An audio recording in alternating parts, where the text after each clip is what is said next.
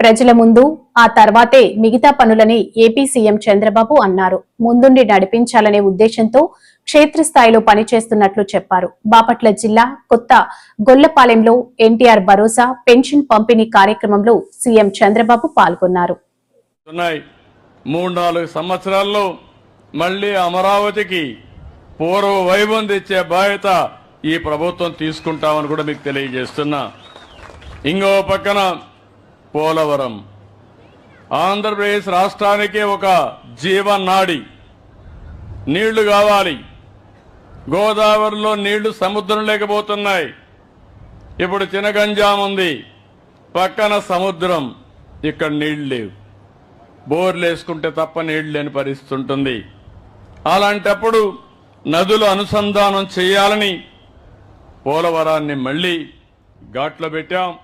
పనులు అవుతున్నాయి. 2027కి పోలవరాన్ని పూర్తి చేసి నదుల అనుసంధానానికి శ్రీకారం చుడతాం. దీనివల్ల అనేక లాభాలు వస్తాయి. వ్యవసాయం సుజావుగా జరుగుతుంది. విశాఖపట్నం స్టీల్ ప్లాంట్ మీకు అందరికీ జ్ఞాపకం ఉంటుంది. విశాఖ హక్కు ఆంధ్రుల హక్కు అని పోరాడాం. ప్రాణ త్యాగాలు చేశారు. అలాంటి దాన్ని దివాలా దీపిచ్చారు. దివాలా దీపిస్తే ప్రైవేటైజ్ చేస్తామంటే ఇది కరెక్ట్ కాదని అడిగాను. కేంద్రంలో ఉండే బీజేపీ, తెలుగుదేశం, జనసేన కలిసి పనిచేశాం. దీనివల్ల వచ్చిన వెంటనే దగ్గర 11,000 కోట్ల రూపాయలు అదనంగా డబ్బులు ఇచ్చారు. నేను కూడా ముందుకు వచ్చాను.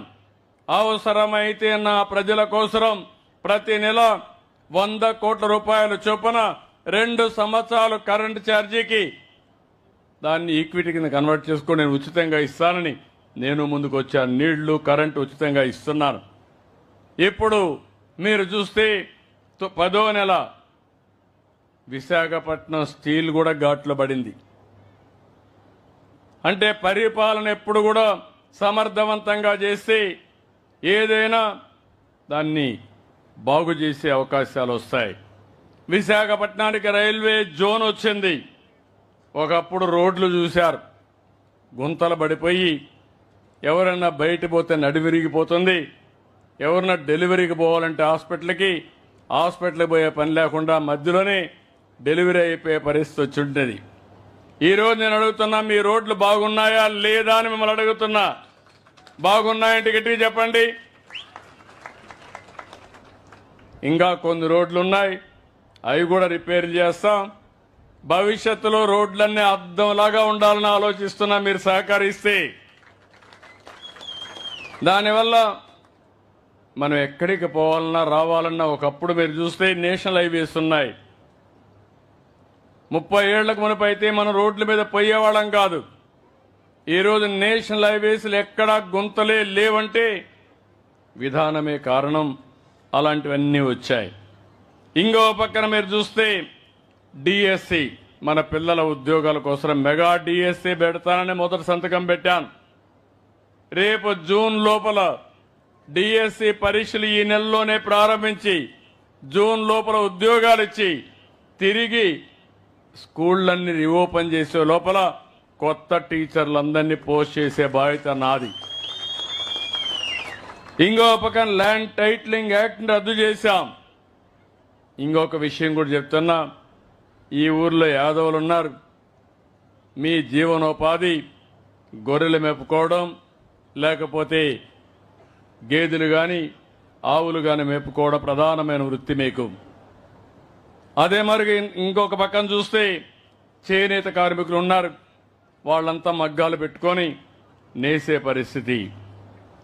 అదే మరి చెట్లెక్కి కళ్ళు గీత గీసే గీత కార్మికులు ఉన్నారు. ఇంకో పక్క సముద్రంపై ఆధారపడి మత్స్యకారులు ఉన్నారు. వడ్డీర కూడా కంకర కొడుతూ వాళ్ళంతా ఆధారపడతారు.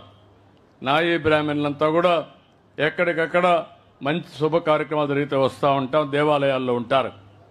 నేను అందరినీ ఆలోచిస్తున్నాను, ఏం చేస్తే మీ జీవితాల్లో బాగుపడతారో ఆలోచిస్తున్నాను. ఈరోజు గొర్రెలున్నాయి, మీరు గొర్రెలు పట్టిస్తాం. గొర్రెలు పట్టిస్తే ఎండ వాన పండగ లేకుండా మీ ఇంట్లో పెళ్ళైనా గొర్రెలు మాత్రం తీసుకుపోవాల్సిందే. నేను తెలంగాణలో హైదరాబాద్లో ముఖ్యమంత్రి ఉన్నప్పుడు చూసేవాడిని. ఓసారి మీరు ఆ గొర్రెలు తీసుకొని మొత్తం దేశం అంతా తిప్పేవాళ్ళు, రాష్ట్రం అంతా తిప్పేవాళ్ళు. రాత్రుల్లో మంద కూడా పెట్టేవాళ్ళు. ఆ మంద పెడితే కొంత డబ్బులు వచ్చేటివి. అవన్నీ చూసిన తర్వాత ఈరోజు ఒకప్పుడు ఆవులు కూడా ఇట్నే మేపాం. ఇప్పుడు ఆవులు బయట తీసుకుపోయే పని లేదు, ఇంటి దగ్గరనే గడ్డేయగలుగుతున్నాం. దానా ఇంటి దగ్గరనే వేస్తాం. ఒక 2 ఆవులుంటే ఒక 15,000 వస్తాయి.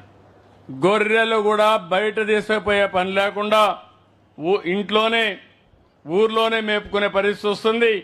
గడ్డి కూడా పెంచుకునే పరిస్థితి వస్తుంది. దానా కూడా ఇచ్చే పరిస్థితి వస్తుంది. నేను ఈ ఊర్లో చూశాను. ఇంకొక అమ్మాయి అయితే కొడుకుంటే ఆ అబ్బాయి కూడా 10వ తరగతి చదివి మానేశాడు. అతన్ని కూడా నేను చూశాను. ఈ ఊర్లో యువత ఉన్నారు. ఇమ్మీడియట్గా చదువుకున్న వాళ్ళు, చదువు మానేసిన వాళ్ళకి ఉపాధి కల్పించడానికి ఇంటి దగ్గరనే గొర్రెలు పెంచుకునే వ్యాపారం మీ అందరికీ నేర్పిస్తాను. దీన్ని లాభసాటిగా ఏం చేయాలో కూడా చేస్తాం. దీనివల్ల మీ ఆదాయం పెరుగుతుంది. దానికి కావాల్సిన షెడ్లు కడతాం. దానికి కావలసిన ఏ విధంగా చేస్తే బాగుంటుంది అవన్నీ నేర్పిస్తా. ఈ ఊర్లో ఎందుకంటే మీరు నన్ను 40 సంవత్సరాలుగా ఆదరించారు తెలుగుదేశం పార్టీని. మీ రుణం తీర్చుకునే సమయం వచ్చింది. కలెక్టర్కి స్పష్టమైన ఆదేశాలు ఇస్తున్నా. ఈ రోజు నేను ఇక్కడికి వచ్చాను. ఈ గ్రామం దశ దిశ మార్చే బాధ్యత కలెక్టర్ పైన ఉంది, ఎమ్మెల్యే పైన ఉంది. ఏదో ఒక రోజు రావడం పోవడం కాదు, ఇవన్నీ చేస్తామని చెప్పి కూడా నేను మీకు తెలియజేస్తున్నా. చాలా మందికి అనుమానం కూడా ఉంది ఇవన్నీ అయిపోతాయని. ఒకే రోజు చేయలేను. ఎందుకంటే నాకు కూడా వారసత్వంగా వచ్చిన